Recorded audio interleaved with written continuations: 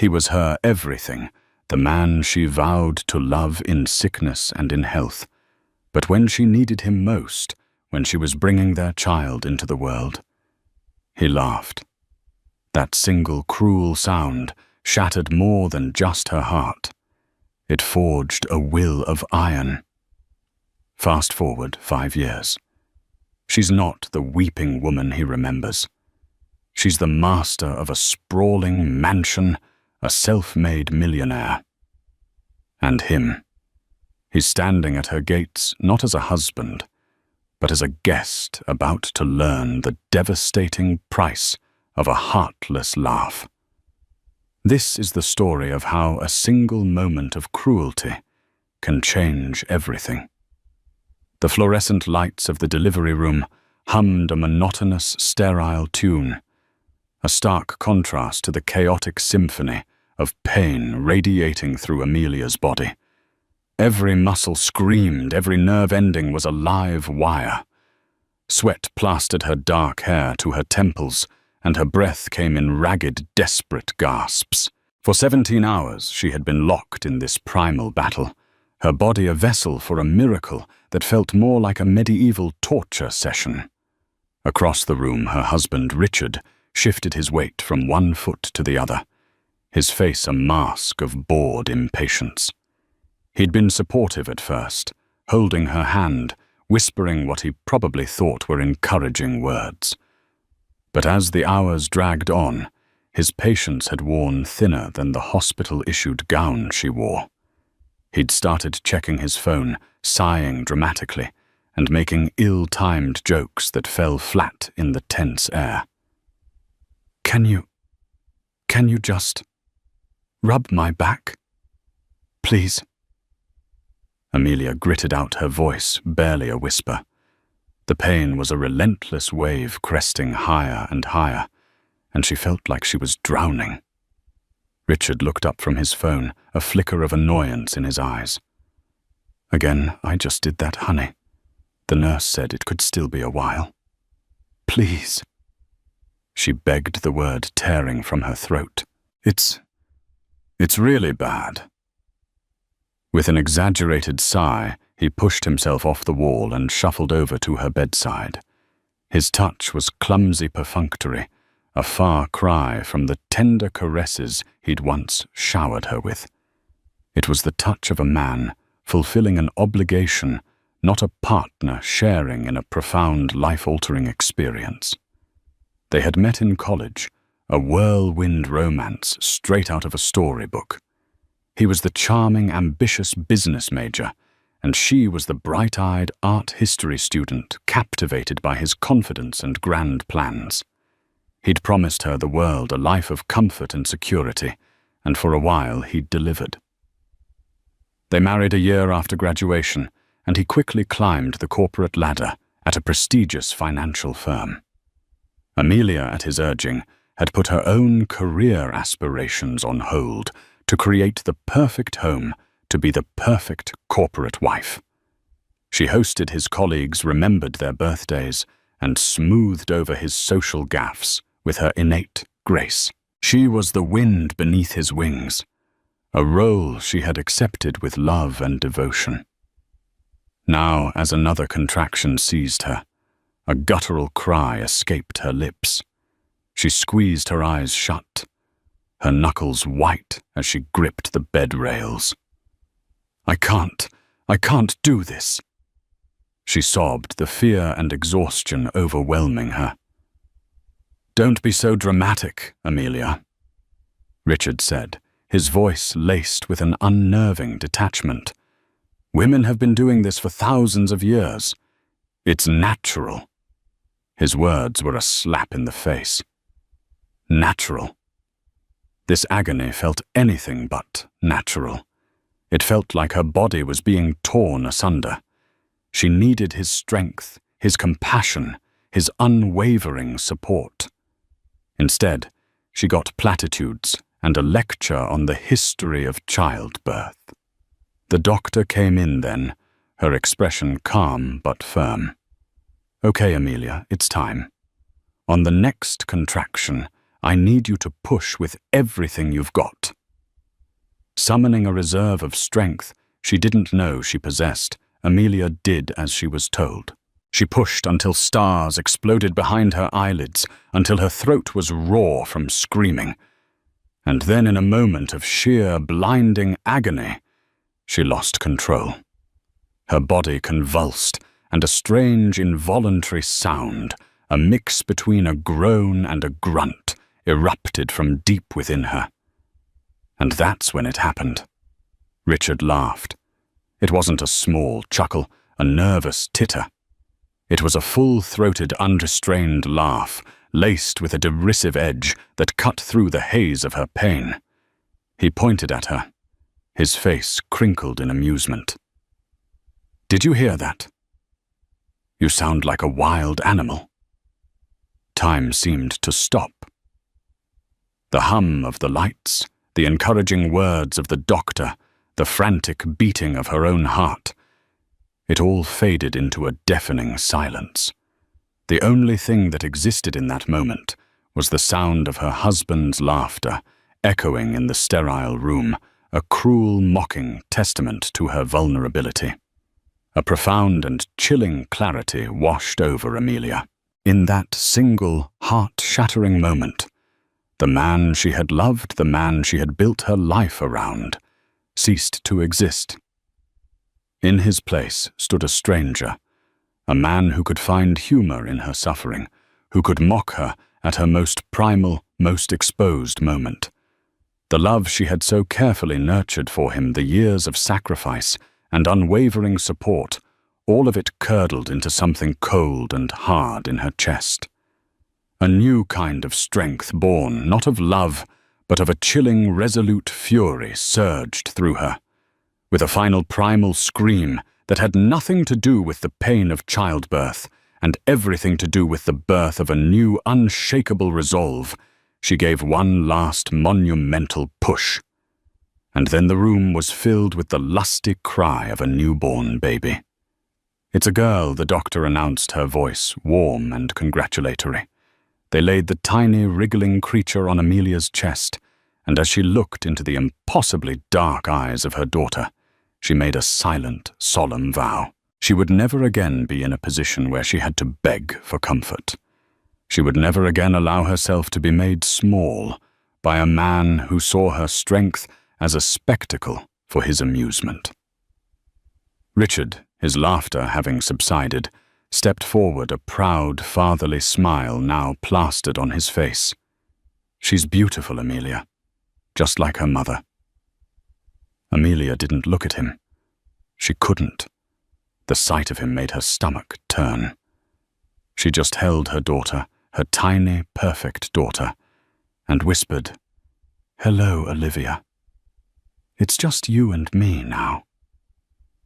The laughter had stopped, but for Amelia the echo of it would linger forever, a constant burning reminder of the moment her world broke apart, and the moment she began to piece it back together on her own terms. The love story was over. A story of survival, of revenge, of a woman's indomitable will to rise from the ashes of a shattered heart, was just beginning.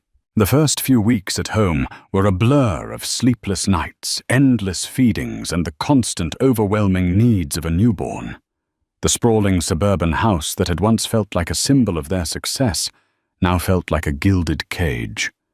The silence between Amelia and Richard was a tangible entity, a third person in their marriage, cold and unwelcome. Richard, for his part, seemed oblivious to the chasm that had opened between them. He played the role of the doting new father, posting endless photos of Olivia on social media, boasting to his friends and colleagues about his beautiful daughter. He'd come home from work, kiss Amelia on the cheek and ask in a perfunctory tone, "How was your day, honey?" Amelia would murmur a non-committal response, fine or tiring, her eyes never meeting his.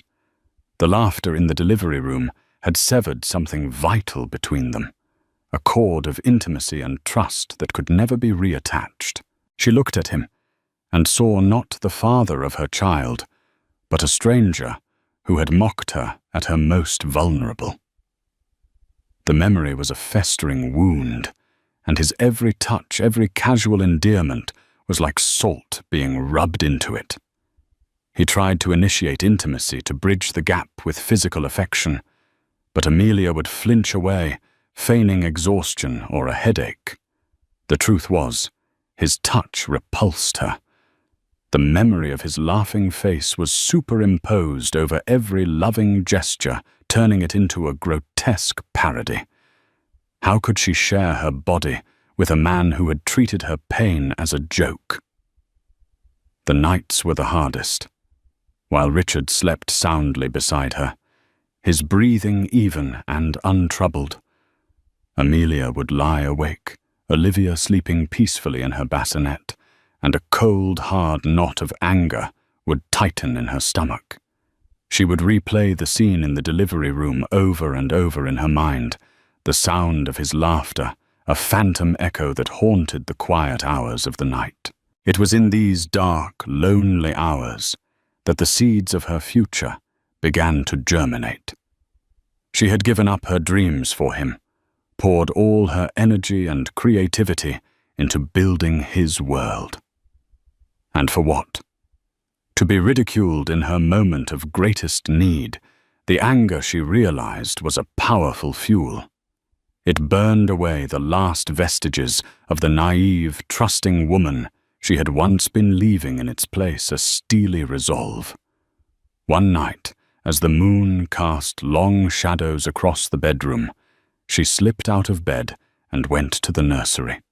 She stood over Olivia's crib, watching the gentle rise and fall of her tiny chest. A fierce, protective love, more powerful than anything she had ever known, washed over her. She would build a world for this child, a world where she would never be dependent on the whims of a man, a world where she would be safe and secure. The next morning, something in Amelia had shifted. The fog of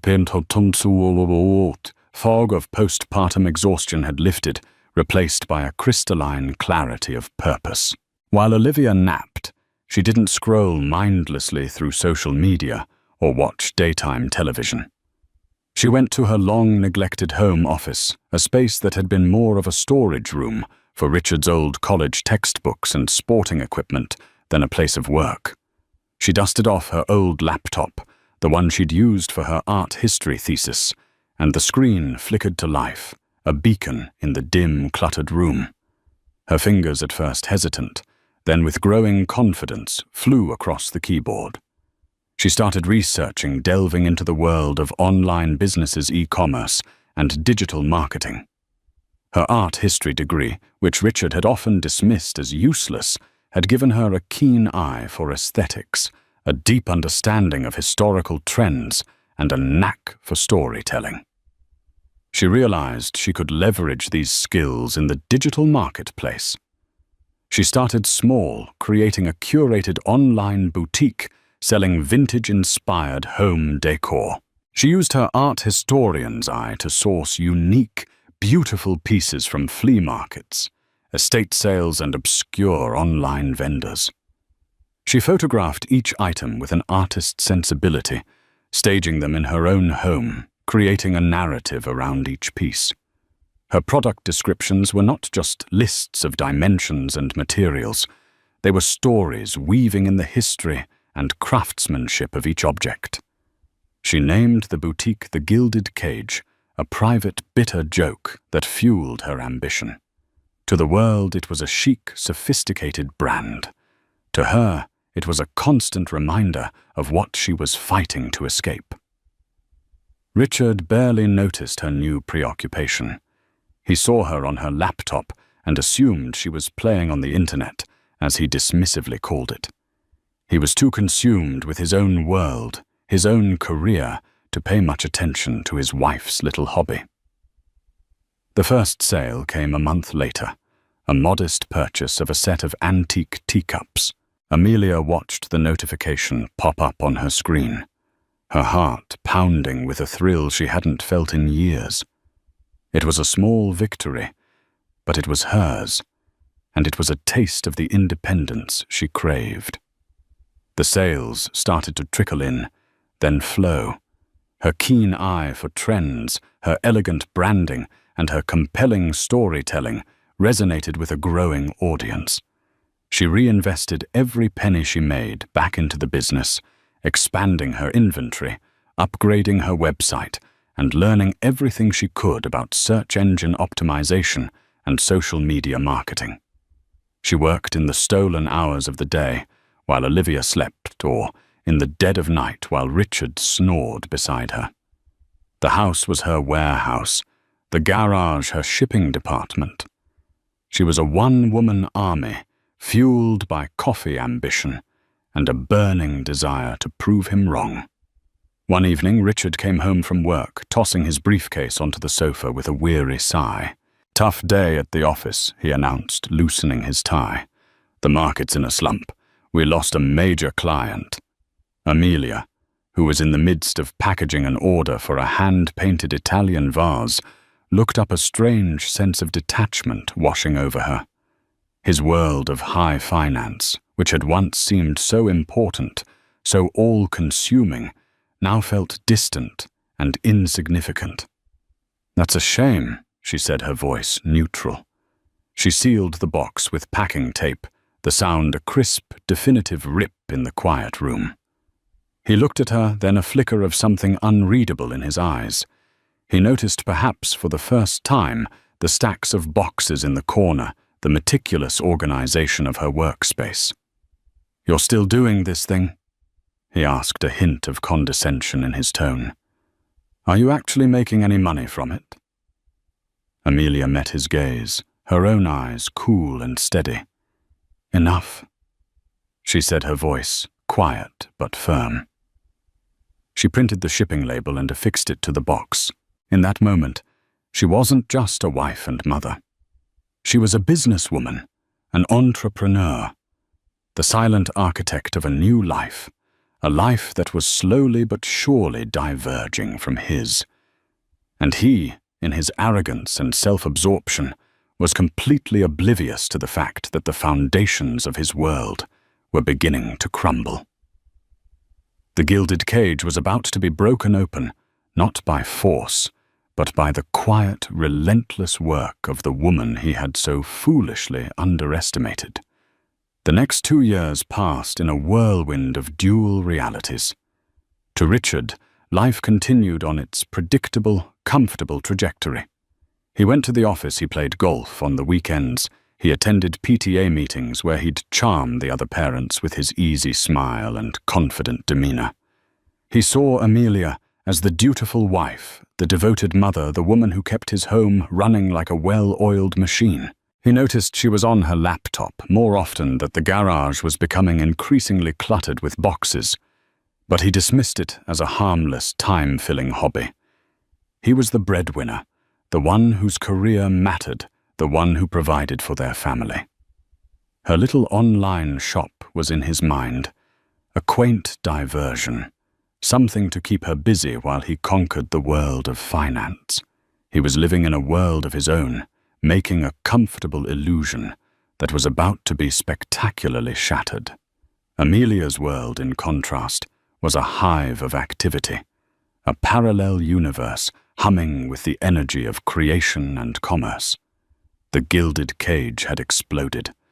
What had started as a small, curated collection of vintage home decor had morphed into a full-fledged lifestyle brand. Amelia had expanded into artisanal furniture, handcrafted textiles, and a line of organic small-batch candles and soaps. Her eye for quality, her impeccable taste, and her genius for marketing had tapped into a zeitgeist of consumers hungry for authenticity and beauty. She was no longer a one-woman army. She had a small, dedicated team of remote employees, a customer service representative, a social media manager, and a logistics coordinator. The garage had been abandoned in favor of a rented warehouse space, and the hum of her laptop had been replaced by the constant ping of new orders, emails from suppliers, and messages from her growing team. She had become a master of compartmentalization. During the day, she was mum taking Olivia to the park, arranging playdates and reading bedtime stories. But the moment Olivia was asleep, she transformed into the CEO of her burgeoning empire, a sharp, savvy businesswoman who negotiated contracts, analyzed sales data, and made high-stakes decisions with a cool head and an iron will. The money at first a trickle had become a torrent. She had opened a separate bank account, a secret ledger of her success. She watched the numbers climb with a grim sense of satisfaction. It wasn't about the luxury, it was about the freedom. Each dollar was a brick in the fortress she was building around herself and her daughter, a fortress that Richard, with his casual cruelty and oblivious arrogance, would never be able to penetrate. The first crack in Richard's carefully constructed reality appeared on a Tuesday evening. He came home from work, complaining about a deal that had gone south, and tossed a stack of mail onto the kitchen counter. Bills, bills, and more bills, he grumbled. The cost of everything is going up. Amelia, who was calmly sipping a cup of tea, glanced at the mail. On top of the pile was a thick, glossy magazine, a high-end publication dedicated to interior design and entrepreneurship. On the cover, in a stunning, professionally shot photograph, was a woman with dark hair, a serene smile, and eyes that held a universe of secrets. It was her. The headline in bold, elegant font read, "Amelia Sterling, the silent titan of e-commerce, turns vintage charm into a multi-million-dollar empire." Richard stared at the cover, his mouth slightly agape.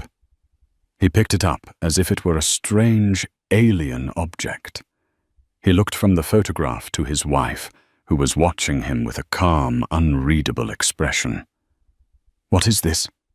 he asked, his voice a mixture of confusion and disbelief.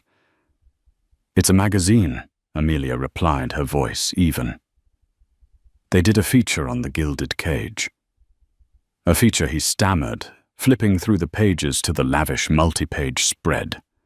There were photographs of her products, testimonials from ecstatic customers, and a detailed account of her business's meteoric rise. The article lauded her as a visionary, a marketing genius, a woman who had single-handedly built a brand that was redefining the landscape of online retail. It mentioned her multi-million-dollar empire. Richard sank into a chair, the magazine spread out on the table before him. He read the words, but they didn't seem to compute. Multi-million-dollar empire. This was his wife, the woman who organized his sock drawer and reminded him of his mother's birthday. How could she be this titan? I don't understand, he said, looking up at her, his eyes wide with a dawning, horrified comprehension. When did this happen? It's been happening for a while, Richard. Amelia said, her voice devoid of any emotion. You just weren't paying attention. His mind reeled. The late nights on her laptop, the endless stream of packages, the hushed phone calls he'd overheard, it all clicked into place, forming a picture he had been too self-absorbed to see. He had been living with a stranger, a woman who had built an entirely separate life, a wildly successful life, right under his nose. A wave of conflicting emotions washed over him, shock, confusion, and a bitter, resentful jealousy. He had always been the successful one, the one with the high-powered career. The unspoken agreement in their marriage was that he was the star, and she was the supporting cast. Now the roles had been dramatically, irrevocably reversed. Why didn't you tell me? He demanded, his voice rising. It wasn't a question born of genuine hurt. It was an accusation, a protest against this sudden, unwelcome shift in their power dynamic. Amelia took a slow, deliberate sip of her tea before answering. She looked at him, really looked at him for the first time in a long time. She saw not a partner, but an obstacle. A man whose ego was so fragile that her success was a threat to his identity. "Tell you what, Richard," she asked, her voice dangerously quiet, "that I was building a future for myself and our daughter, that I was creating a life where I would never have to depend on a man who could laugh at me in my moment of greatest pain. I didn't think you'd be interested."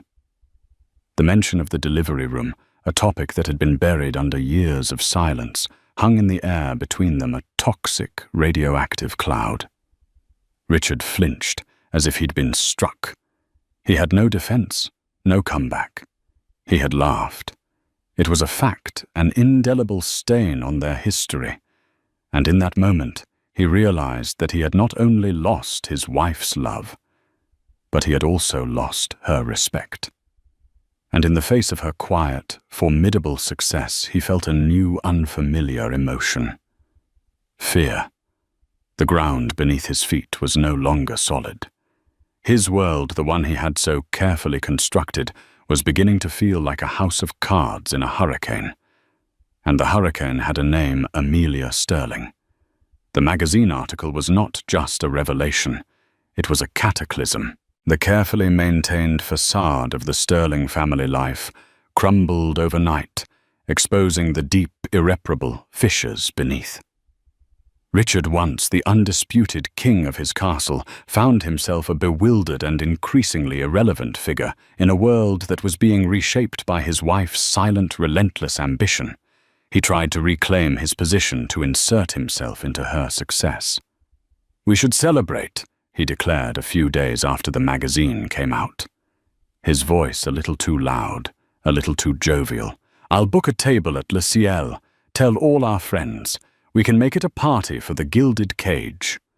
Amelia looked up from her laptop, where she was finalizing a deal with a high-end hotel chain to furnish their boutique suites. "There's nothing for us to celebrate, Richard," she said, her tone cool and dismissive. "This is my company." The "we" in their marriage had become a you and a me, two separate entities with diverging paths. Richard's attempts to co-opt her success were clumsy and transparent. He started name-dropping the Gilded Cage at his office, trying to bask in the reflected glory of her achievements. "My wife, the entrepreneur," he'd say, a proprietary pride in his voice that made Amelia's skin crawl. But the world saw the truth. The magazine story had made Amelia a minor celebrity in the business world. Invitations to speak at conferences, to join exclusive networking groups, to sit on advisory boards poured in. They were addressed to Ms. Amelia Sterling, not Mrs. Richard Sterling.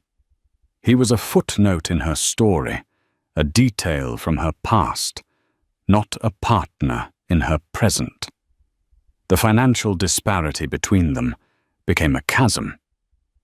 While Richard's career in finance was respectable, it was bound by the traditional structures of salary and bonuses. Amelia's income was exponential, a force of nature that was rewriting their financial landscape. The tipping point came 6 months after the article was published. Amelia called a meeting, not in their sterile, silent living room, but in the sleek, minimalist boardroom of her new corporate headquarters, a stunning, light-filled space in a trendy downtown loft building. Richard arrived feeling like an outsider in his own life. He was ushered into the boardroom by Amelia's personal assistant, a sharp, efficient young woman who looked at him with a polite but distant professionalism. Amelia was already there, seated at the head of a long, polished concrete table. She was dressed in a tailored, power-red dress, her hair swept back in an elegant chignon. She looked formidable, a woman in complete command of her world. "Richard, thank you for coming," she said, her voice formal, as if addressing a business associate. "Amelia, what is this?" he asked, gesturing around the impressive room. "Why are we here?" She slid a thick folder across the table towards him. "I'm buying a new house," she announced, her voice even. and I'm filing for divorce." The words hit him with the force of a physical blow. Divorce. The thought had crossed his mind in fleeting moments of anger and frustration, but he had never truly believed it would happen. He was Richard Sterling. People didn't divorce him. He opened the folder with trembling hands. Inside were the legal documents, cold and official, and a glossy real estate brochure. The property featured was not a house. It was an estate. A sprawling, contemporary mansion nestled in the most exclusive, secluded enclave in the state, overlooking the ocean. It was a palace of glass and steel, with an infinity pool that seemed to melt into the horizon, a private cinema, a wine cellar, and acres of meticulously landscaped gardens. It was a world away from their comfortable but ultimately unremarkable suburban home. You're buying this," he stammered, the scale of her wealth, of her ambition, finally hitting him with its full, crushing weight. "I've already bought it," she corrected him. "The sale closed last week. I paid in cash." Cash. The word hung in the air, a testament to the vast, unbridgeable gulf that now separated them. His entire net worth would barely cover the property taxes on a place like this. "And the divorce?" he asked, his voice barely a whisper. "What about Olivia?" "The terms are all in there," Amelia said, gesturing to the legal documents. "They are, I believe you'll find, exceptionally generous. I'm not asking for a cent from you. I will, of course, have full custody of Olivia. You will have visitation rights, every other weekend, and alternating holidays." Every other weekend. The words were a death sentence to his vision of family, of fatherhood. He would be a visitor in his own daughter's life. "You can't do this, Amelia," he pleaded, the bluster and arrogance stripped away, leaving only a raw, desperate fear. "We're a family." Amelia's mask of cool professionalism finally cracked, and for a fleeting moment he saw the woman he had married, the woman whose heart he had broken. Her eyes blazed with a fire that had been smoldering for 5 long years. "A family," she repeated, her voice low and trembling with suppressed rage. "Where was this family when I was screaming in pain, bringing our daughter into the world? And you were laughing at me. Where was this family when I was up all night, building a future for our child? While you slept oblivious. You didn't want a family, Richard. You wanted an audience. You wanted a support system for your own ego. You just never realized that the person holding up the stage was the one with the real strength." She stood up, the meeting clearly over. "The movers will be at the house next week. They will pack your belongings and deliver them to an apartment I have leased for you downtown. It's fully furnished. You'll be comfortable." She was managing his exit from her life with the same ruthless efficiency with which she ran her business. He was being downsized, outsourced, made redundant. "So that's it?" he asked, a hollow feeling spreading through his chest. "I'm just dismissed." Amelia walked to the floor-to-ceiling window that overlooked the city, her back to him. "No, Richard," she said, her voice softer now, laced with a weary finality. "You're not dismissed. You're a guest. You will be a guest at Olivia's birthday parties, a guest at her school plays, a guest in the life we have built without you. You are welcome to visit, but you don't live here anymore." He left the boardroom in a tool, the heavy folder clutched in his hand. As he walked through the bustling open-plan office of the Gilded Cage, he saw the vibrant creative energy, the collaborative spirit, the world his wife had built. It was a world that had no place for him. He had laughed at her in her moment of weakness, and in doing so he had rendered himself obsolete in her moment of strength. He was no longer her husband, no longer her partner. He was about to become a guest in the magnificent, sprawling mansion of her success, a solitary figure rattling around in the empty echo chamber of his own regrets. The laughter had finally truly stopped, and the silence that followed was the sound of his world ending. The mansion was even more breathtaking and more alienating in person. The first time Richard drove his sensible sedan up the long, winding driveway, flanked by ancient oak trees and manicured lawns, he felt a profound sense of dislocation. His car seemed comically out of place, parked next to Amelia's sleek black Tesla in the cavernous four-car garage.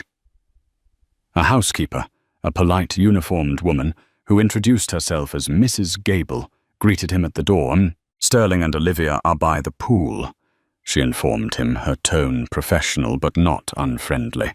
"Please make yourself at home."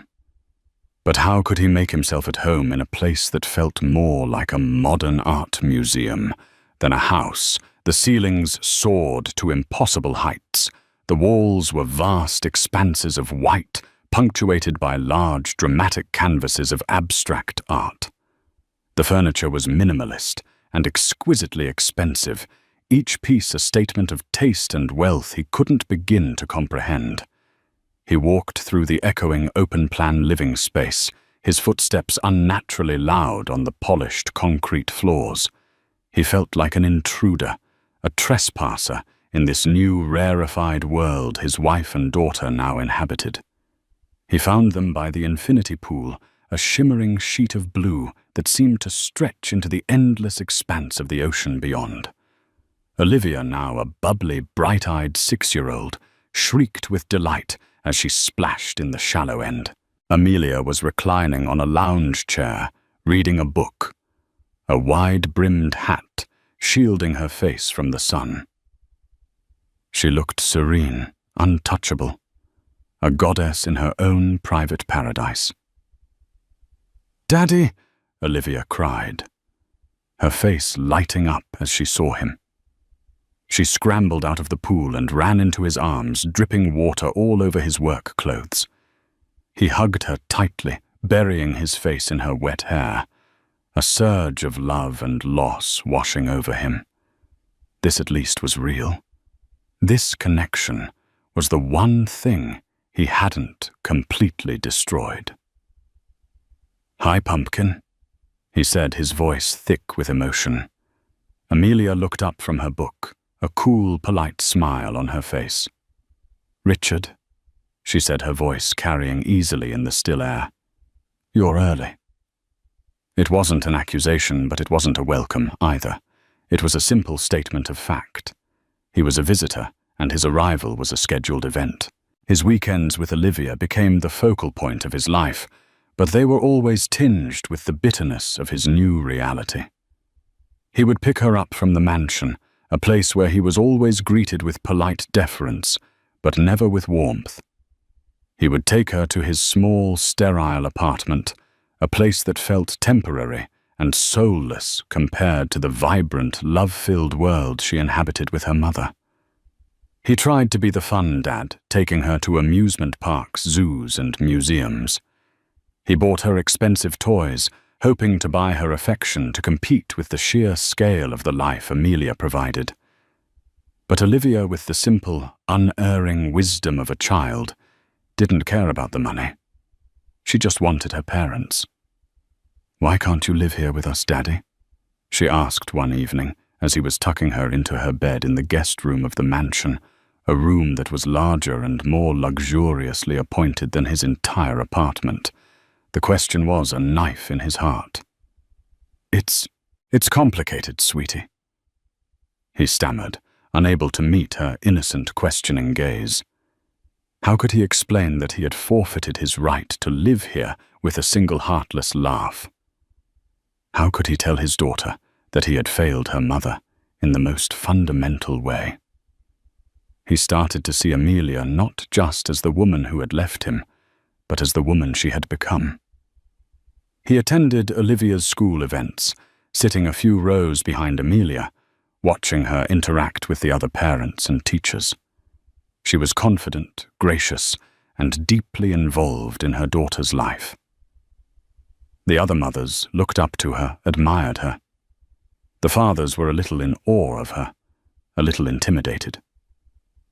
She moved through the world with an effortless grace and power that he had never seen in her before.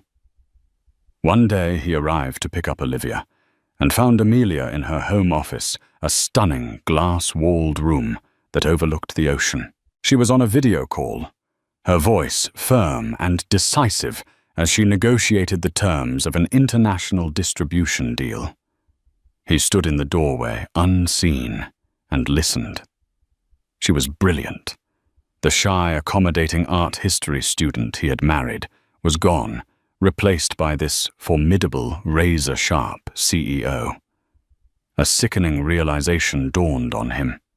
He hadn't just lost a wife.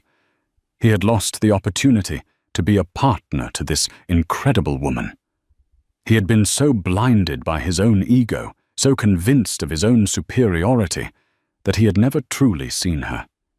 He had seen a reflection of himself, a supporting character in his own story.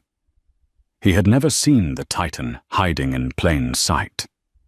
The final crushing blow came on Olivia's 7th birthday. Amelia had thrown a lavish party, a fairy tale affair with a real pony, a magician, and a mountain of presents. Richard arrived, a brightly wrapped gift in his hand, feeling more like a distant relative than a father. He watched from the sidelines as Amelia and Olivia, both dressed in flowing white dresses, moved through the party, the twin centers of this happy, sun-drenched universe. They laughed together, a sound of pure, unadulterated joy that echoed in the vast open spaces of the mansion. Later, as the guests were leaving, he found Amelia in the kitchen overseeing the cleanup. "It was a beautiful party," he said, his voice quiet. "Thank you," she said, not looking at him. "Olivia had a wonderful time." "Amelia," he began, his voice cracking. I am so sorry."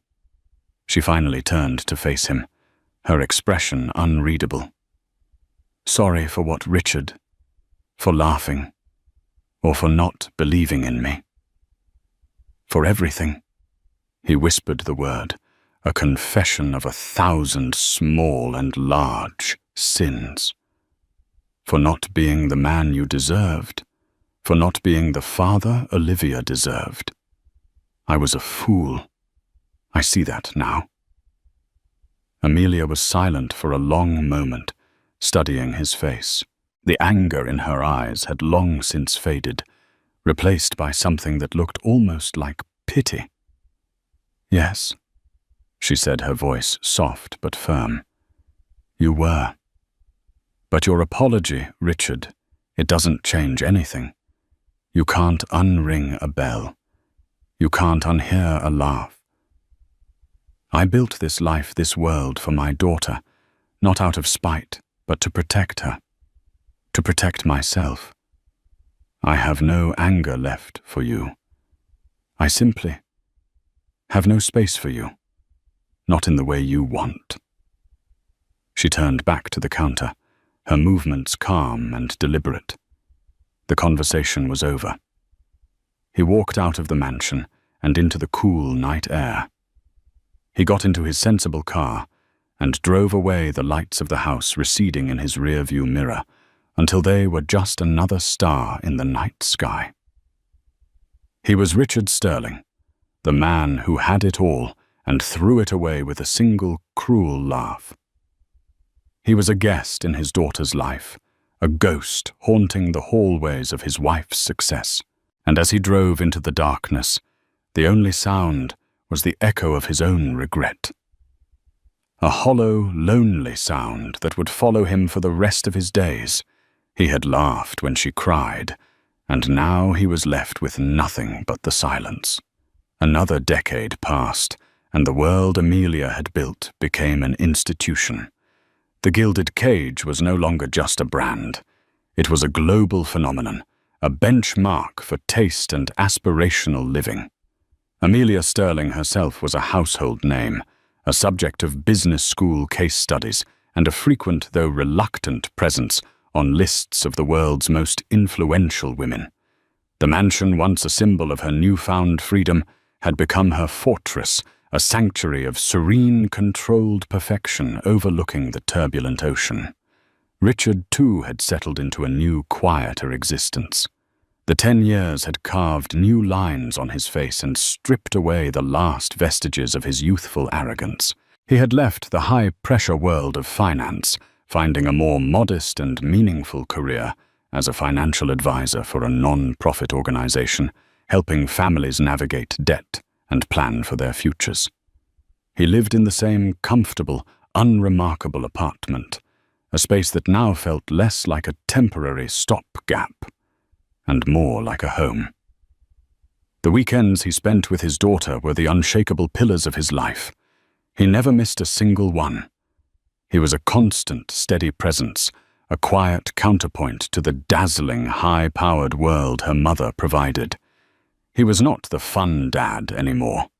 He was the listening dad, the one she called with homework questions, the one who taught her how to drive in his sensible sedan, the one whose silence was comfortable, not menacing. The fulcrum of their separate worlds was Olivia. At 17, she was a striking mix of her parents. She had Amelia's dark hair and thoughtful eyes, but Richard's easy smile and quick wit. She had grown up navigating the two starkly different realities of her parents' lives. She spent weekdays in the minimalist splendor of the mansion, a world of organic meals, private tutors, and curated experiences. On weekends, she was in Richard's world, a world of take-out pizza old movies and long, meandering conversations in the local park. She loved both her parents fiercely, but she was a child of the armistice born after the war was over, and she had never truly understood the reason for the profound, unbreachable treaty of silence that governed their interactions. The first crack in the carefully constructed piece appeared not with a bang, but with a college application essay. The prompt was deceptively simple. Describe a formative event in your life and how it has shaped your character. Olivia, a gifted student with a bright future, found herself staring at a blank screen. Her life from the outside seemed devoid of the kind of dramatic, character-forging events that make for compelling essays. It had been a life of privilege, of protection, of seamless comfort. The most significant event she could think of was her parents' divorce. But she had been too young to remember the cause and the official story she'd been given, that they had simply grown apart, felt thin and unsatisfying. Driven by a nascent journalistic curiosity and the pressing deadline, she began to dig. In the vast digital archives of the internet, she found what she was looking for. It wasn't the famous magazine article about her mother's success.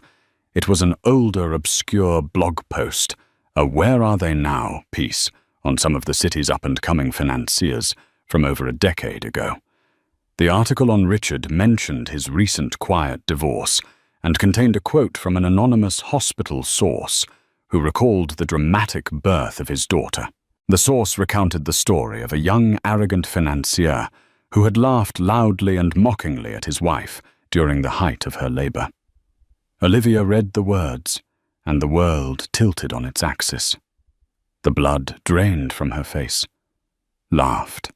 Her father, her kind, patient, gentle father, had laughed at her mother while she was giving birth to her.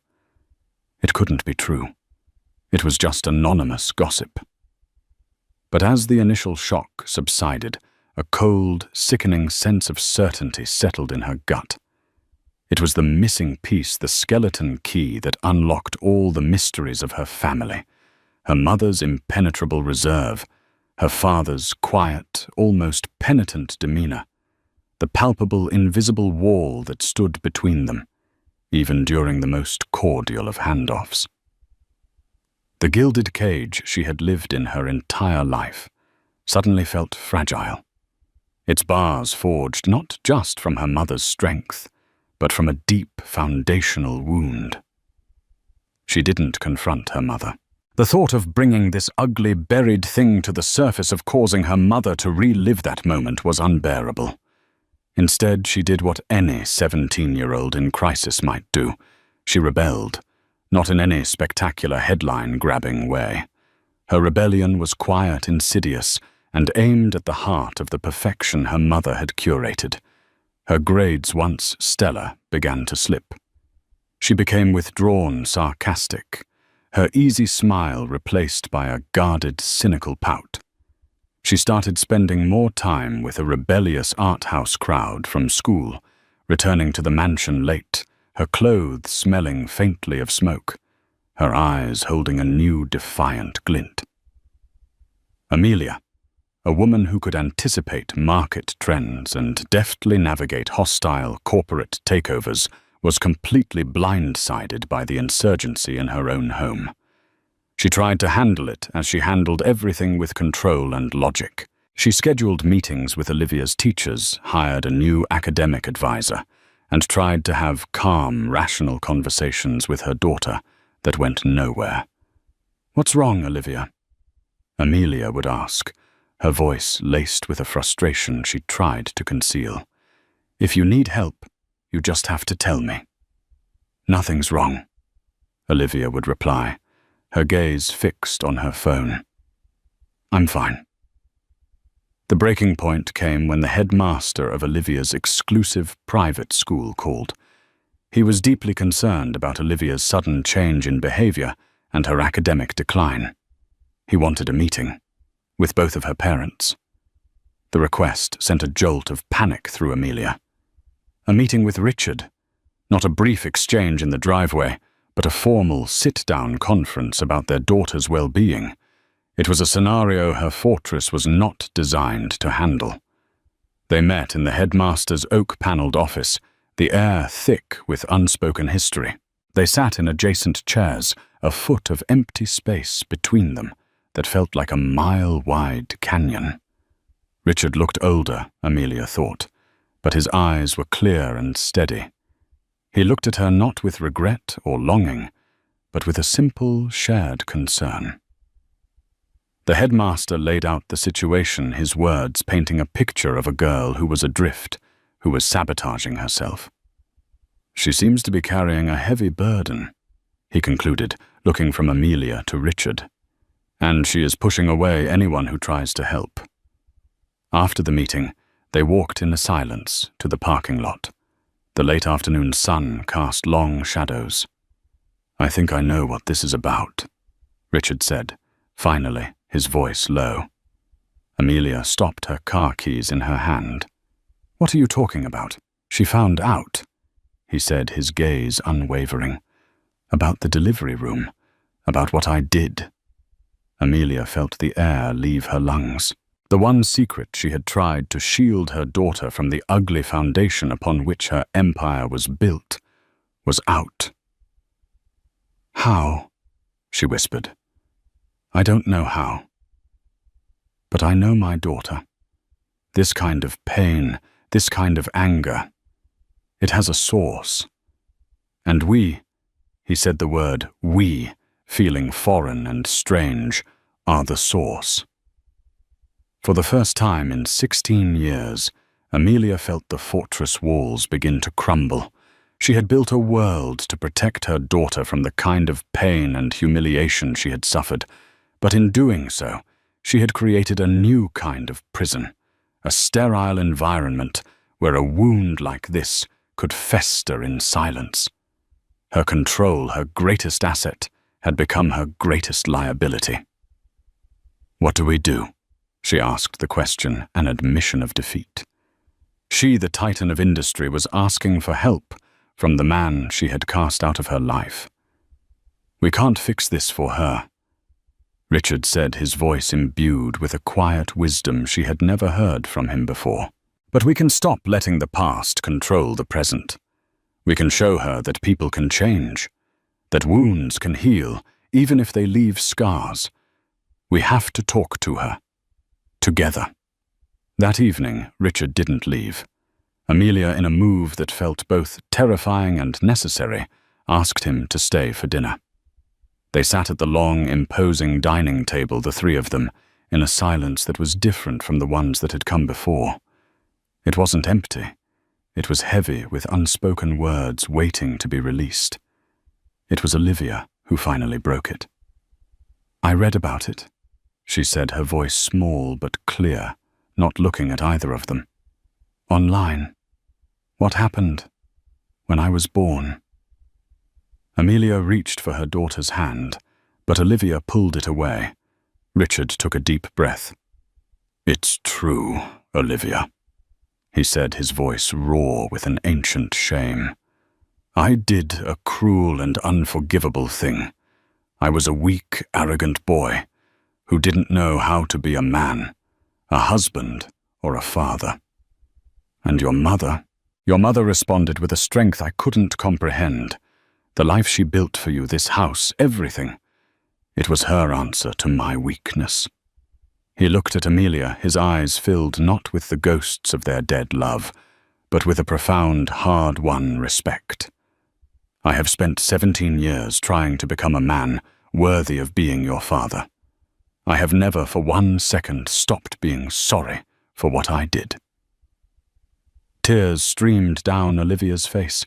They were not tears of anger anymore, but of a wrenching, confusing sorrow. Amelia felt her own tears welling. She looked at Richard, the guest, the stranger, and saw him clearly for the first time in years. He was not the boy who had laughed. He was the man who had spent nearly 2 decades in quiet atonement. "He's right, Liv," Amelia said, her voice thick. "I built these walls so high to keep the pain out. I never realized I was also locking you inside with it. We have to find a way to talk about this. All of it. It was not a resolution. It was not a happy ending.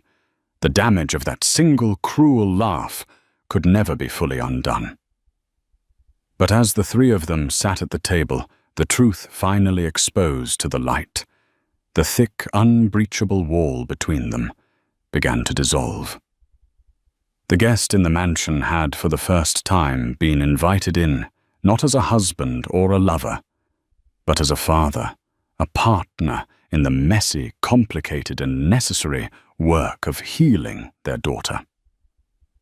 The gilded cage was still standing, but for the first time, its door was open. The story of Amelia and Richard is a raw, unflinching look at how a single moment of disrespect can shatter a relationship and forge an empire. It's a testament to the quiet strength that can be born from profound pain. Amelia's journey from a heartbroken wife to a self-made millionaire isn't just about revenge. It's about reclamation. It's about taking back her power, her identity, and her future. Richard's fate serves as a chilling reminder that our actions, especially towards those we claim to love, have consequences that can last a lifetime. What do you think? Was Amelia's transformation justified? Could Richard ever truly be redeemed?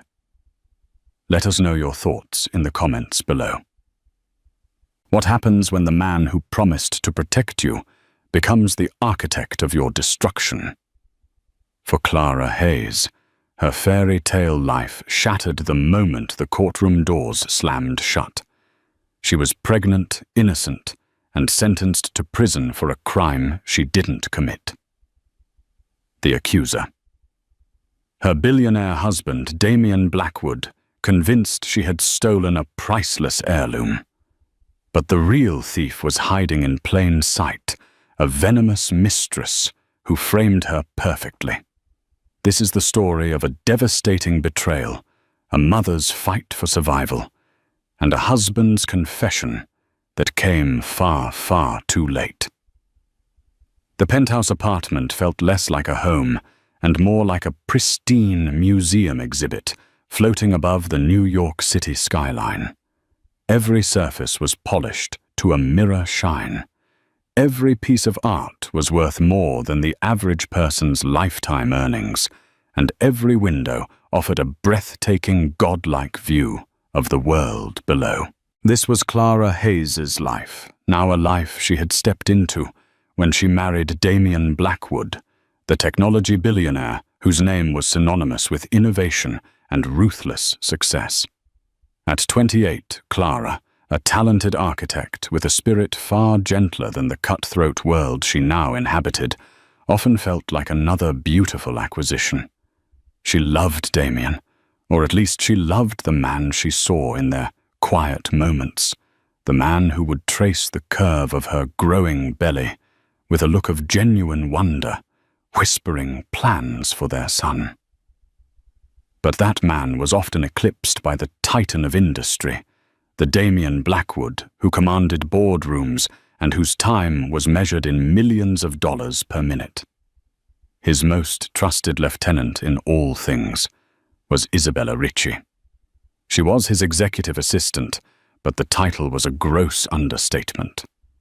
Isabella was Damien's shadow, his gatekeeper, his external hard drive. She was sleek, intelligent, and possessed an ambition that burned with the intensity of a blue flame. She had been with Damien for years, long before Clara, and she made no secret of her belief that she understood him in ways a wife never could. Clara's unease around Isabella was a constant low-grade hum. It was in the way Isabella would enter their private residence without knocking a file in hand, her eyes flicking over Clara with a dismissive coolness. It was in the inside jokes she shared with Damien, references to deals and trips that predated Clara's existence. Clara told herself it was her own insecurity, the lingering ghost of her middle-class upbringing, rattling around in this palace of glass and steel. The source of the impending storm, though she didn't know it yet, was locked away in Damien's private safe. It was a necklace known as the Star of Astoria, a staggering deep blue sapphire the size of a robin's egg, suspended in a web of antique platinum and diamonds. It had belonged to his mother, a woman Damien spoke of with a reverence that bordered on worship. One evening a few weeks before the annual Blackwood Foundation charity gala, which was to be held at their penthouse, Damien opened the safe. "I want you to wear it for the gala," he said, his voice soft as he lifted the heavy jewel from its velvet bed. Clara gasped. The necklace was cold and heavy in her palm, radiating a history and value that was terrifying. "Damien, I can't. It's a legend. What if something happens to it?" "Nothing will happen to it," he said, his confidence absolute. He fastened it around her neck, his fingers cool against her skin. In the mirror, the sapphire seemed to swallow the light in the room. Its blue depths a stark contrast to her simple white dress and the warm glow of her pregnancy. "It belongs on you now. You are the lady of this house." Isabella, entering with a schedule update, paused at the doorway. Her eyes locked onto the necklace, and for a fleeting second, Clara saw something raw and unguarded in her gaze, a flash of pure, unadulterated envy. It was gone as quickly as it appeared, replaced by a tight, professional smile. "Stunning Clara Isabella," said her voice smooth as silk. "A queen's jewel. You'll be the talk of the gala." The night of the gala was a dizzying blur of camera flashes, champagne flutes, and the hollow laughter of the city's elite. Clara, feeling large and clumsy in her bespoke maternity gown, wore the Star of Astoria with a paralyzing sense of dread. She felt the weight of it, not just as a jewel, but as a symbol of Damien's trust. She took it off the moment they were alone, her fingers trembling slightly as she handed it back to him. "It was beautiful, but I'm terrified of it," she confessed with a nervous laugh. Damien smiled, a rare, unguarded expression that made her heart ache. "You were the beautiful one." He placed the necklace back in its case, spun the dial on the safe, and patted the steel door. Safe and sound. 2 days later, the world ended.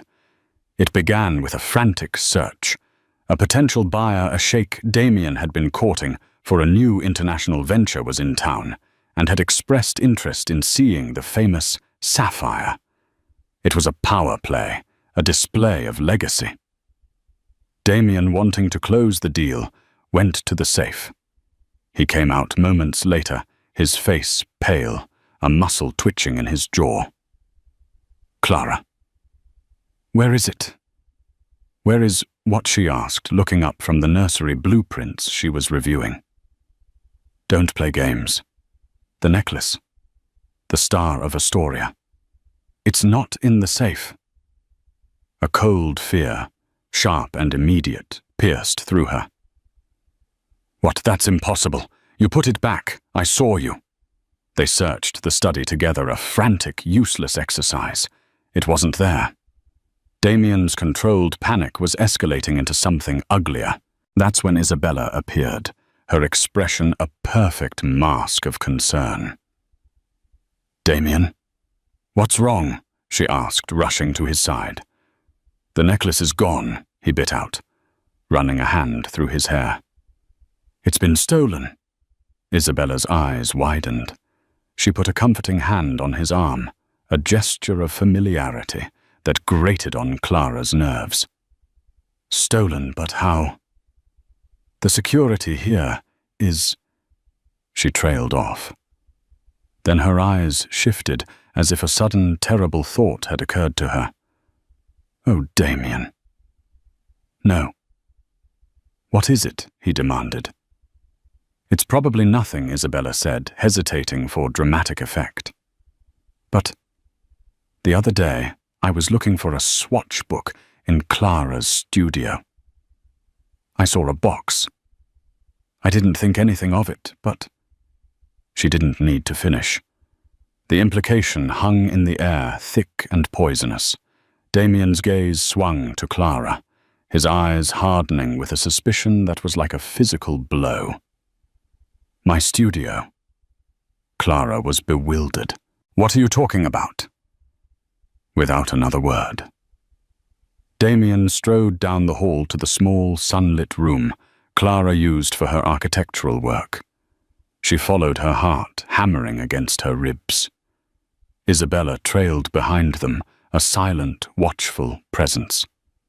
Damien tore through the room, his usual precision gone replaced by a desperate fury. He ripped open closets' drawers, portfolio cases, and then tucked away in a shoebox on the top shelf of a closet where she kept old sketches he found it. He pulled out a necklace. For a split second, relief washed over Clara until she saw it properly. It was a crude imitation. The sapphire was glass, the diamonds were chips of zirconia, and the platinum was cheap plated metal. It was a gaudy, worthless replica of the Star of Astoria. Damien held it up. The silence in the room was deafening, broken only by Clara's ragged breathing.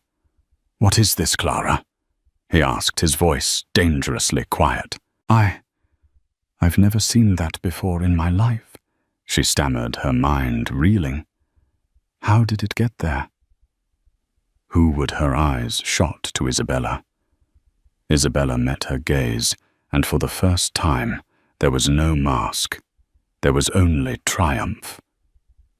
"You planned to replace it," Damien said, his voice flat with dawning horror and conviction. "You took the real one and left this piece of trash, hoping I wouldn't notice for months, years even." "No, Damien." "Listen to me," Clara pleaded, taking a step toward him. "I would never. Someone put that there. It was her." She pointed a shaking finger at Isabella.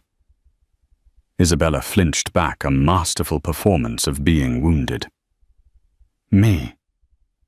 Clara, why would you say that? I'm just trying to help. She's always been jealous. She wants what we have." Clara's voice was rising, becoming hysterical, and she knew even as the words tumbled out that it was making her look guiltier. Damien's face was like stone. The love, the trust. The man who had looked at their unborn child with such wonder, it was all gone. In his place stood a judge, a jury, and an executioner, all convinced of her guilt. He saw his wife, the woman from a modest background, pregnant, and perhaps he now reasoned desperate to secure a future for herself in case things went wrong. He saw the worthless replica and the priceless original that was missing. He saw a betrayal of his mother's memory. "I don't know who you are anymore," he said, his voice cracking with the agony of his own conclusion. He turned to Isabella. "Call the police." The arrival of the New York Police Department detectives turned the surreal nightmare into a cold procedural reality. The penthouse, once a symbol of Clara's elevated life, became a crime scene.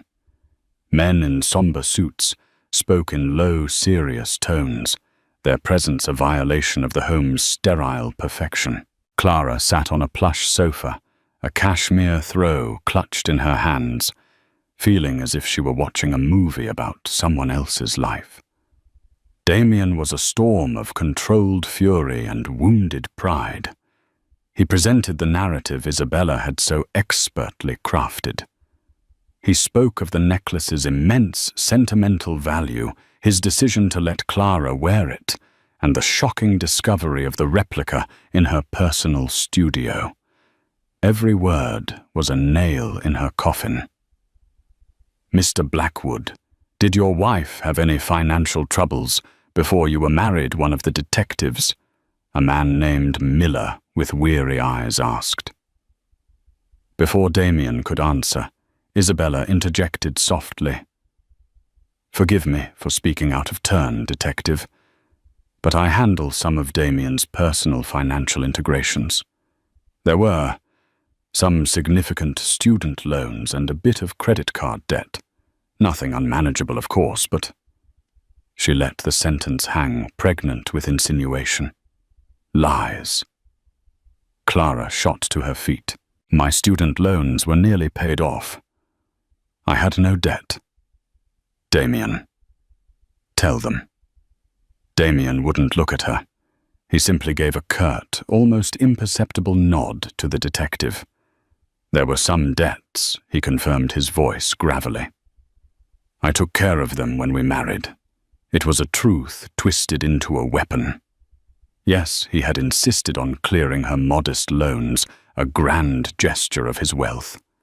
But now, in this context, it painted her as a charity case, a woman with a history of needing money, a woman who might be tempted by a multi-million-dollar sapphire. The detectives questioned Clara. Her denials were passionate, her accusations against Isabella fervent. But to their trained, cynical ears, she sounded like every other cornered suspect. Her story was wild, a manipulative assistant framing the boss's wife out of jealousy. The alternative, a pregnant wife swapping a priceless heirloom for a fake, seemed simpler, more tangible. They had the replica found in her possession. They had a motive, however twisted. They had the word of Damien Blackwood. She was arrested. The quiet click of the handcuffs around her wrists was the loudest sound she had ever heard. They led her from her home past the priceless art and the panoramic views, her mind numb with disbelief. The final devastating blow was the look on Damien's face as she was escorted out. It wasn't just anger. It was a profound, soul-deep disappointment. He truly believed she had done it. The media descended like vultures. The story was irresistible. Blackwood's bride, a burglar. Billionaire's pregnant wife, charged in jewel heist. Her face was plastered everywhere, a grainy, unflattering photo from a college event. The narrative was set.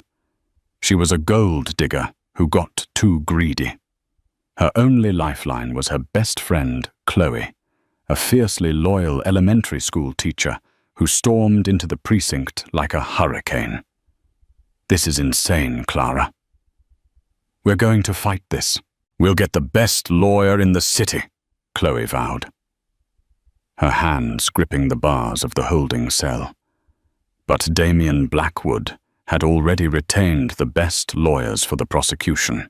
He was determined to see justice served for the desecration of his mother's memory. He spared no expense building a formidable legal wall that Clara, with her limited resources, could never hope to breach. Her court-appointed lawyer was competent, but overworked, facing a team of legal assassins funded by a billionaire's righteous fury. The trial was a public crucifixion. On the stand, Damien was a figure of tragic nobility. He spoke of his love for his mother, the significance of the necklace, and the ultimate betrayal by the woman he had trusted with his heart and home. His testimony was devastating, his pain palpable to the jury. Isabella's performance was even more brilliant. She played the role of the reluctant witness, the loyal employee forced to reveal a painful truth. She recounted finding the replica, with feigned tears, her voice breaking, as she described Damien's heartbreak. She painted a picture of Clara as being secretive, often complaining about being financially dependent, and expressing a casual envy of the Blackwood family's legacy. They were small, insidious lies, impossible to disprove, and powerful in their cumulative effect. When Clara took the stand, her own story sounded flimsy and desperate in comparison. Her voice shook with a mixture of terror and rage. She tried to explain Isabella's campaign of subtle sabotage, the looks, the comments, the constant undermining. But without proof, her words sounded like the paranoid ramblings of a guilty woman trying to deflect blame. Mrs. Blackwood, the prosecuting attorney, said, his voice dripping with condescension. "Are you asking this jury to believe that Miss Ricci, a trusted employee of 10 years, orchestrated an elaborate conspiracy, risked her entire career, and planted a fake necklace in your closet, all because she was... what? A little jealous? Yes, that's exactly what I'm asking." Clara insisted, her eyes pleading with the impassive faces of the jury. The prosecutor just smiled sadly, as if pitying her delusion. The verdict was a foregone conclusion. Guilty. The judge's voice seemed to come from a great distance as he read the sentence. 5 to 7 years in the Bedford Hills Correctional Facility for women. A strangled sob escaped Clara's throat. Her eyes flew to Damien. She searched his face for any flicker of doubt, any hint of the man she loved. She found nothing but a mask of cold, resolute duty. He had to believe this. To admit even the possibility of her innocence would be to admit his own monstrous failure, his gullibility, his catastrophic lack of judgment. It was easier to brand her a criminal than to face his own role in the tragedy. As the court officers led her away, she pressed a hand to her swollen belly. This was no longer just about her. They were sending her child to prison with her. She looked back one last time at the man who had been her husband, her partner, the father of her baby. He turned away, unable or unwilling to meet her gaze. The love story was over. The real sentence was just beginning. The transition from a penthouse in the sky to a 6-by-9-foot concrete cell was a brutal, soul-crushing amputation of self. Bedford Hills Correctional Facility was a world of grey concrete, clanging steel doors, and the pervasive scent of industrial cleaner, failing to mask the underlying odour of despair. The first few weeks were a blur of humiliating procedures, ill-fitting uniforms, and the constant oppressive noise of the institution. Clara's pregnancy, once a source of joy and anticipation, became her greatest vulnerability, and her only reason to survive. She was terrified, Every meal, every step, every interaction was filtered through the primal need to protect the life growing inside her. The other inmates regarded her with a mixture of pity and contempt. She was the billionaire's wife, a fallen princess whose story had been tabloid fodder. To them, she was a tourist in their world of generational poverty and systemic failure.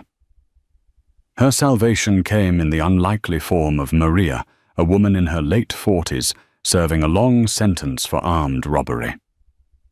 Maria was tough with eyes that had seen everything, and a network of alliances that made her a quiet power on the cell block. She saw the raw terror in Clara's eyes, the hand that instinctively cradled her belly, and took her under her wing. "Stop looking so scared," Maria told her one day in the mess hall, her voice a low rasp. "Fear is blood in the water here. You're a mother now. Act like it." Maria taught her the unwritten rules, which guards to avoid how to trade. For who? For better food. How to make herself invisible. She taught Clara that survival in prison wasn't about being the strongest. It was about being the smartest and seeing the angles no one else did. For the first time since her arrest, Clara felt a flicker of agency. Meanwhile, in the outside world, Damien Blackwood was trying to erase her. He had Isabella orchestrate a quiet, swift divorce. He poured himself into his work, with a renewed ferocity, launching new products and closing billion-dollar deals. He and Isabella were now a public power couple, her presence at his side, a constant fixture in financial news. She had moved into the penthouse, her clothes now filling the closet that had once been Clara's. She had everything she had ever wanted, but the victory felt strangely hollow to Damien. The penthouse was colder, the silence heavier. At night, he'd find himself walking past the sealed nursery, his hand hovering over the doorknob. Isabella would gently guide him away, her touch smooth and reassuring. "Don't torture yourself, darling," she'd murmur. "She wasn't the person you thought she was." He clung to those words like a mantra, a shield against the creeping tendrils of doubt. 7 months into her sentence, Clara went into labor.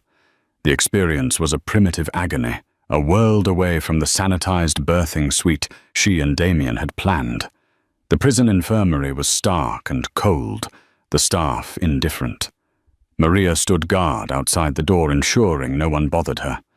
Through the haze of pain, Clara focused on one thing, her son. Leo Hayes was born small but healthy, his first cries echoing in the sterile room. Holding him for the first time, Clara felt a love so fierce it eclipsed all the pain, all the injustice. His tiny fingers curled around hers. And in that moment, he was the only thing in the world that was real and true. The cruelty of her situation became starkly clear. She was allowed to keep him with her in the prison's nursery unit for only a short time.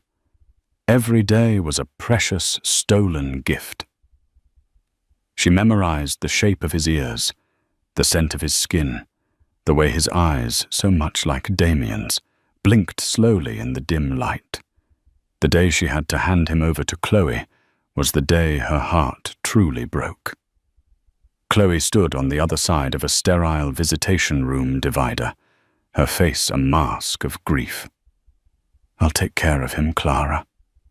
I swear it," Chloe sobbed, reaching for the baby. "I'll bring him to visit every week. He will know who his mother is." Giving Leo to her friend felt like tearing off a limb. As she watched them walk away, a part of Clara died. The fight went out of her, replaced by a dull, aching emptiness. She was just a number now, a ghost haunting a concrete box. Chloe was true to her word. She created a private social media page, accessible only to a few trusted family members, where she posted photos and updates about Leo. It was a way for Clara to watch her son grow from afar, through smuggled printouts that Maria would get for her. One evening, nearly a year after the trial, Damien found himself sleeplessly scrolling through a business contact's feed. A shared post caught his eye. It was from Chloe. He remembered her as Clara's fiery, loyal friend. The post was public, a rare slip-up on Chloe's part. It was a picture of a baby boy sitting in a high chair, a smear of sweet potato on his cheek. His eyes, those eyes laughing at the camera. The caption read, "My beautiful godson Leo 1-year-old today. Your mama loves you more than all the stars in the sky, and she will be home soon." Damien froze. He zoomed in on the photo. The boy had his jawline, his dark hair, and the exact same shape of his eyes. This was his son, a son he had abandoned, a son who was growing up without a father whose mother was in prison because of him. He saw the comments below the post. One read, "He looks just like his mother, so strong." Another, "That Blackwood monster doesn't deserve to even know this angel exists." The words hit him with the force of a physical blow. Monster. For the first time, the carefully constructed walls of his certainty began to crumble. He looked at the laughing baby in the photo and felt not the satisfaction of justice served, but a cold, creeping dread. The dread that he had been catastrophically wrong. The image of Leo laughing in his high chair became seared into Damien's mind. It haunted his days and invaded his dreams. Every time he looked in the mirror, he saw the boy's eyes staring back at him. The word monster echoed in the silence of the penthouse. His impenetrable certainty had been the foundation of his actions. He had known Clara was guilty. He'd seen the evidence, heard the testimony, but the photo of his son chipped away at that foundation until hairline fractures of doubt spread through everything. What if he had been wrong? The magnitude of that possibility was so immense, so terrifying that he could barely breathe. He began his own quiet, obsessive investigation operating in the shadows of his own life. He couldn't alert Isabella. His suspicion was still just a phantom, and he knew she was too smart, too embedded in his life to risk tipping her off. He had to unravel the story himself, thread by painful thread. His first step was to revisit the narrative that had convicted Clara, her supposed financial desperation.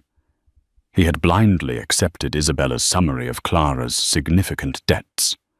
Now he bypassed his own company's accountants and hired an outside forensic accounting firm, giving them a simple directive: find everything you can about Clara Hayes's finances for the 5 years prior to our marriage. While he waited for their report, he turned his attention to the penthouse security systems. He better than anyone knew their capabilities. He spent hours reviewing footage from the days surrounding the theft. On the surface, nothing was amiss, but Damien wasn't looking at the surface. He was looking for what wasn't there. He analyzed entry logs, motion sensor activity, and network access points. He found it late one night in the server room, a 5-minute data gap in the security log for the hallway leading to Clara's studio. It occurred at 2:17 a.m., 3 days before the necklace was reported missing. To any normal security review, it would look like a minor system glitch, a momentary reboot. But Damien knew his own system. It didn't glitch.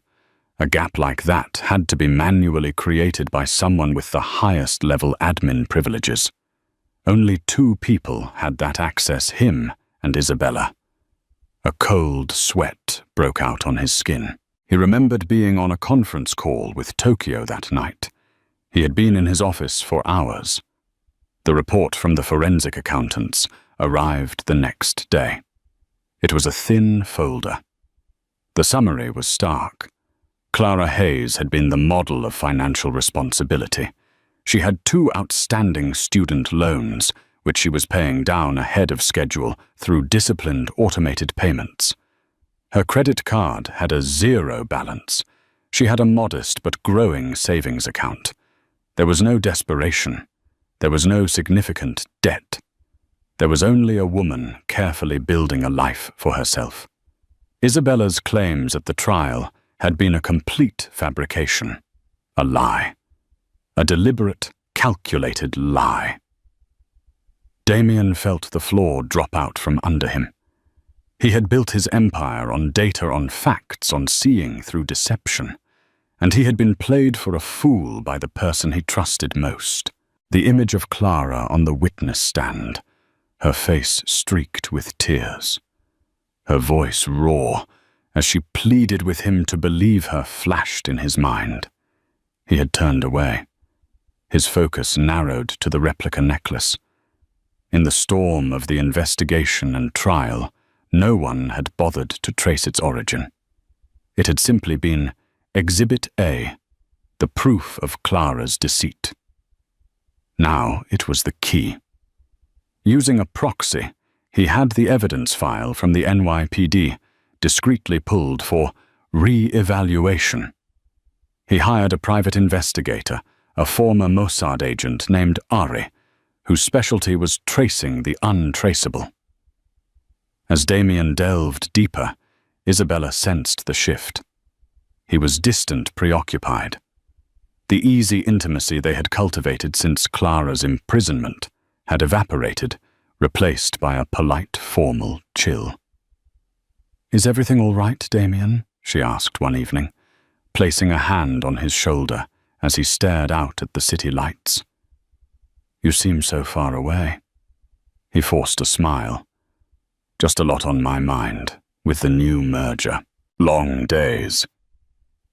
She accepted the lie, but her eyes, those sharp, intelligent eyes, were watchful.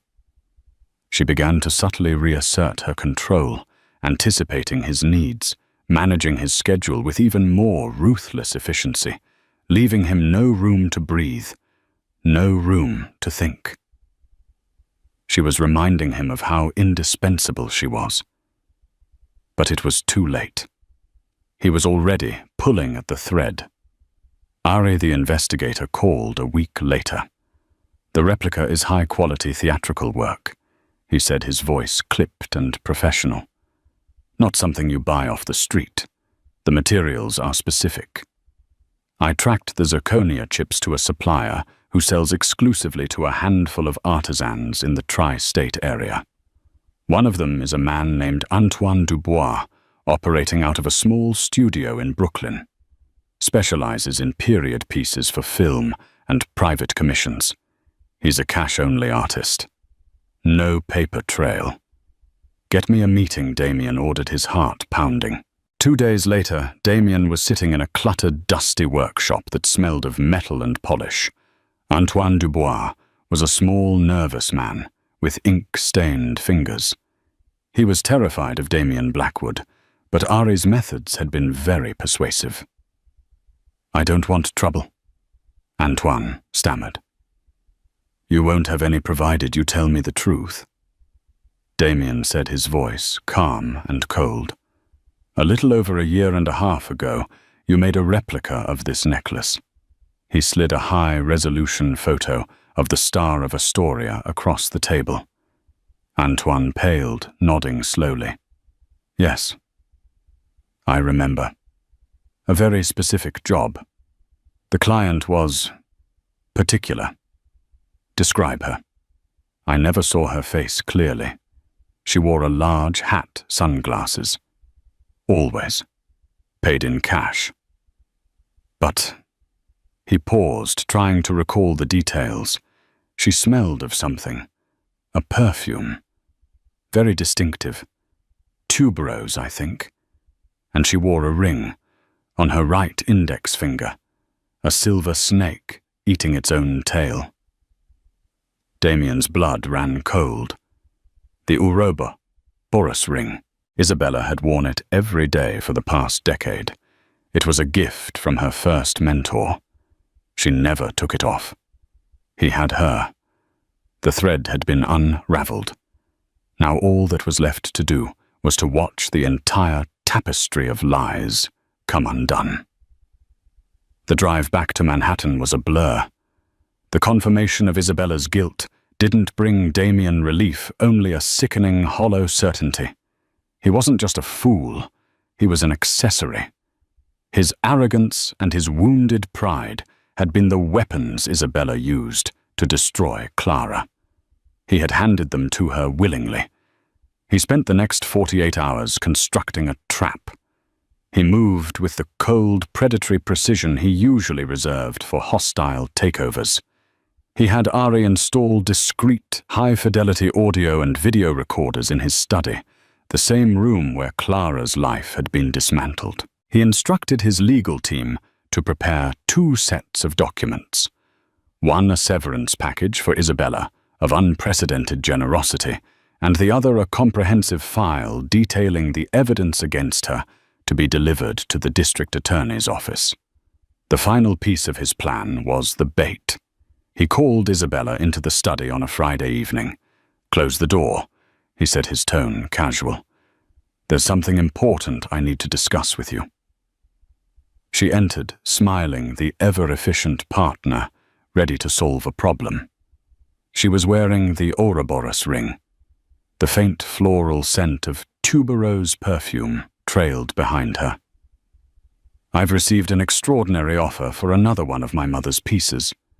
He began gesturing to a velvet box on his desk. "This emerald suite. The offer is almost too good to be true. Before I proceed, I need to have it independently verified and a replica made for the insurance records. The process is a bit unorthodox.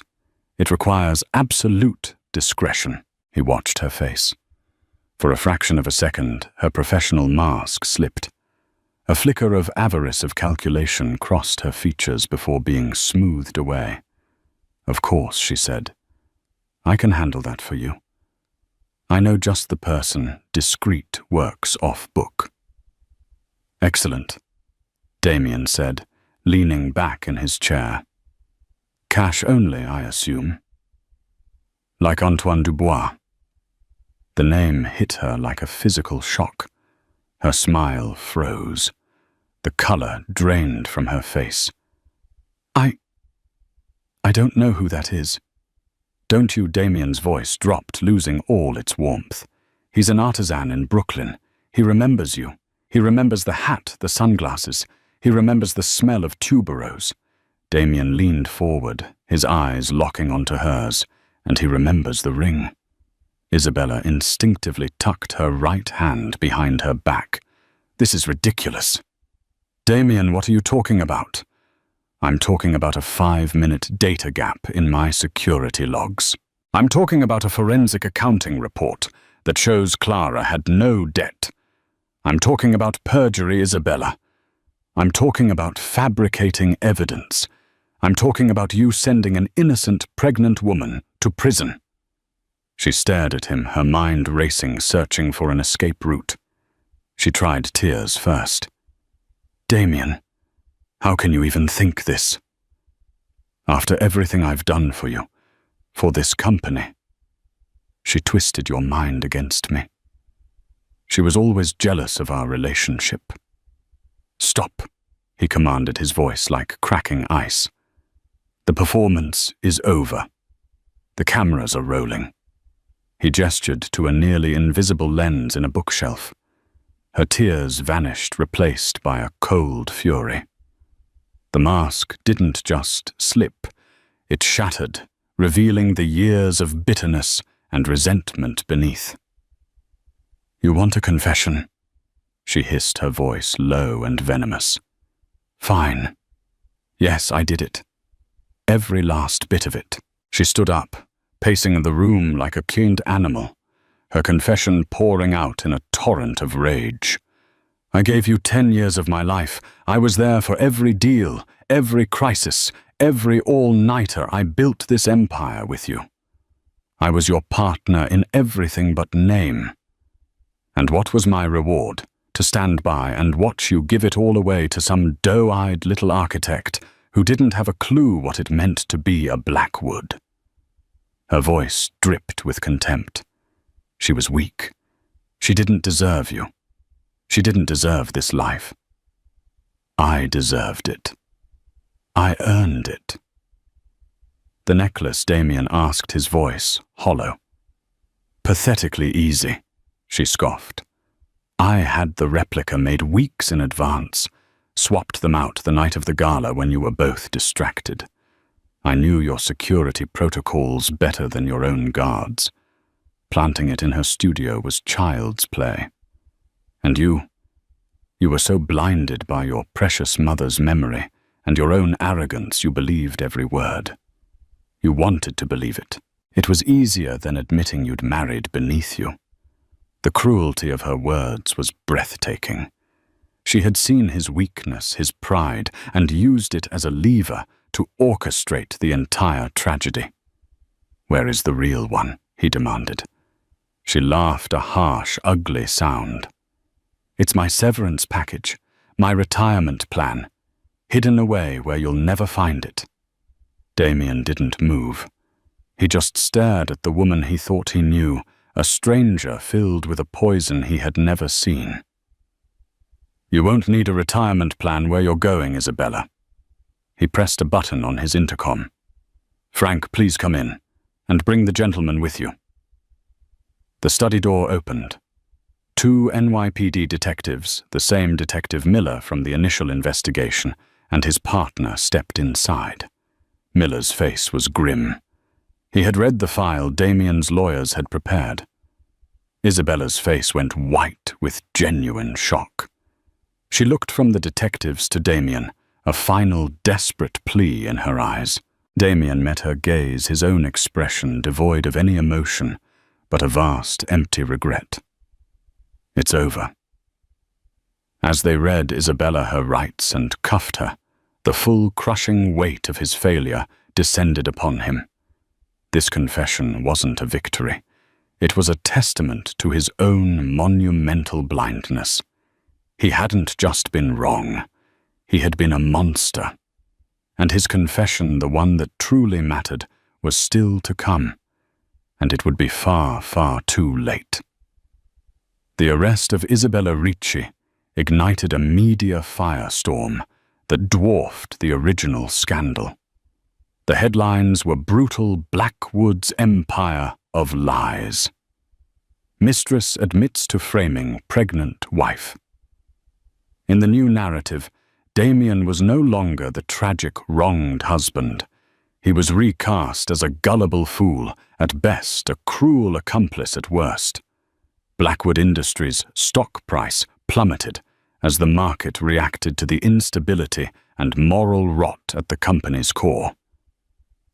For Damien, the public humiliation was nothing compared to the private agony. He was haunted by the knowledge that every clang of a prison door, every lonely night Clara had spent in a cell, every terrified moment of her prison birth was his fault. He had not only allowed it to happen, he had powered it with his wealth and his rage. His lawyers, a new team specializing in wrongful convictions, moved swiftly. With Isabella's full confession, the evidence of her conspiracy, and Damien's own sworn affidavit admitting his catastrophic error, the legal path to exonerating Clara was clear, though fraught with bureaucratic inertia. In Bedford Hills, the news arrived on a smuggled copy of the New York Post that Maria slid under Clara's cell door.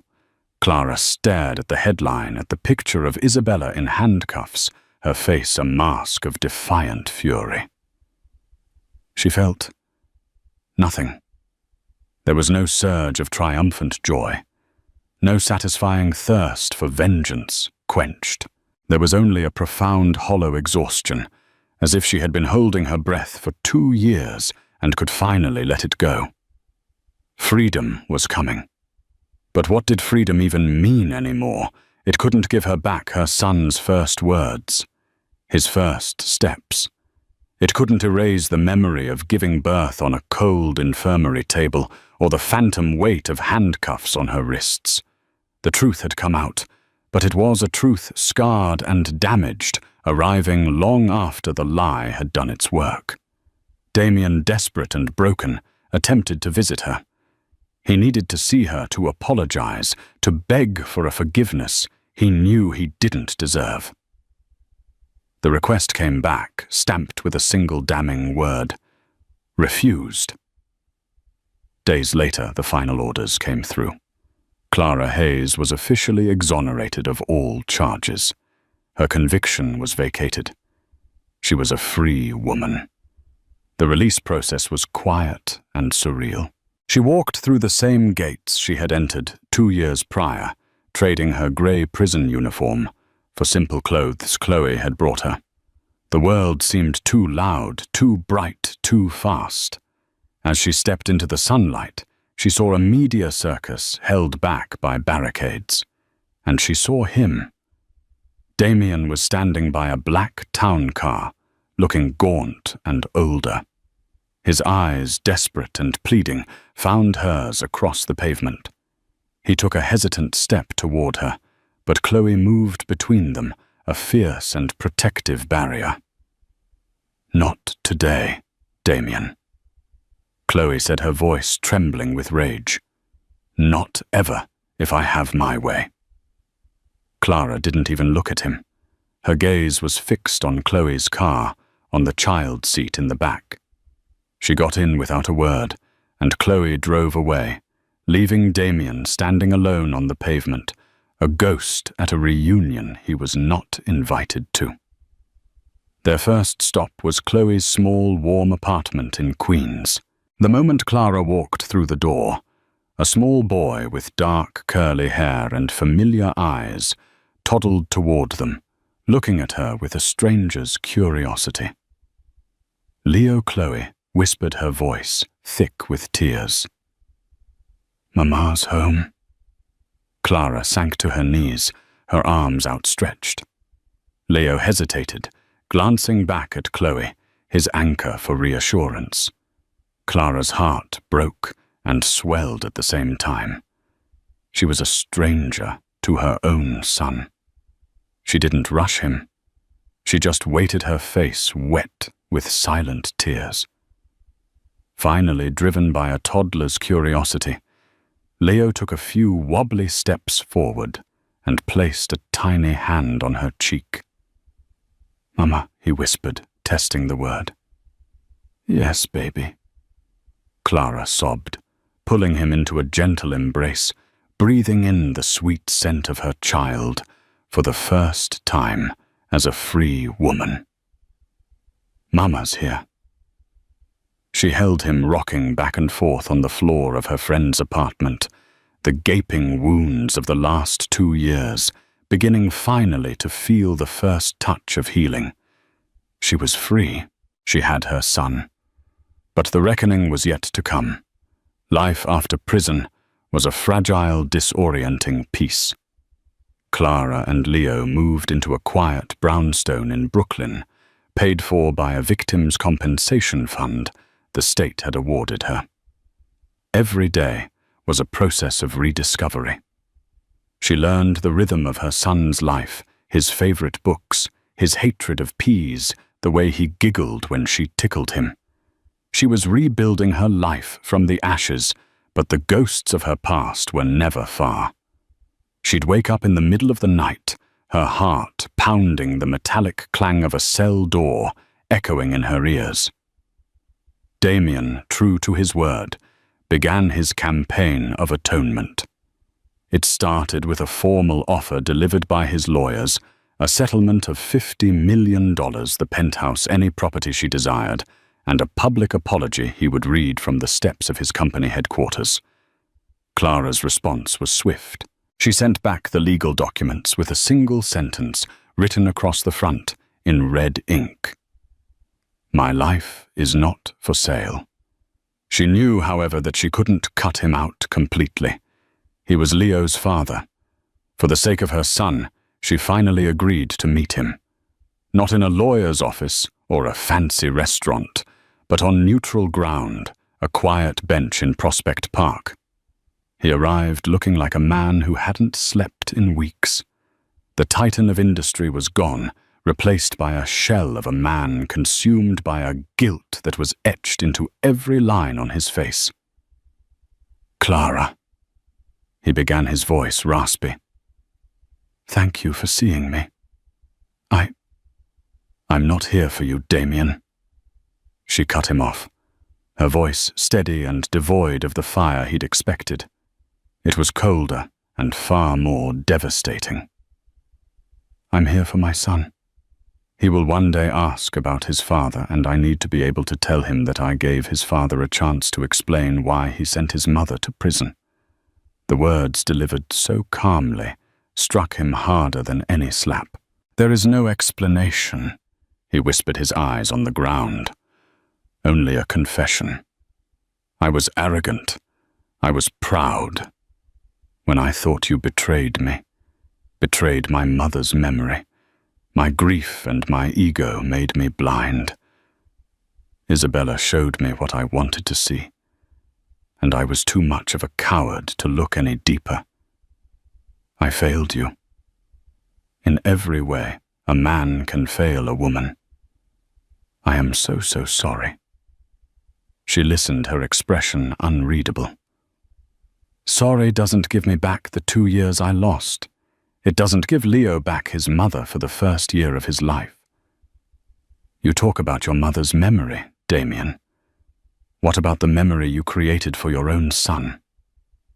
His first memories of his mother are in a prison visitation room. That's your legacy." Tears streamed down his face, hot and shameful. "I know. God, I know. What can I do? Tell me what to do." "You want to atone?" she asked, finally looking at him. "Then be a father. That's all. You can see Leo on Saturdays. You will pay for his education. You will never, ever speak ill of me to him. You will answer his questions honestly when he is old enough to ask them. You will live with what you've done every single day, just like I have to. That is your penance." He nodded, accepting her terms as if they were a lifeline. And as he asked the question, a faint, hopeful whisper. Clara gave a sad, weary shake of her head. "There is no us. You can't rebuild a home after you've burned it to the ground. I loved you, Damien, but the man I loved wouldn't have let this happen. Isabella was just a snake. But you opened the door and let her in. You held me down while she bit." She stood up, her time with him concluded. "Goodbye, Damien." She walked away, leaving him alone on the park bench, a billionaire with all the money in the world and nothing left to buy.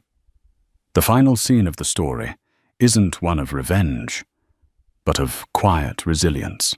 Months later, Clara stands in a small, bright office, a blueprint for a community library spread out on her desk. She has started her own small architectural firm, focusing on public projects. Leo plays with blocks on the floor nearby. Her life is not gilded anymore. It is real, built with her own 2 hands. She is a survivor, her strength forged in fire.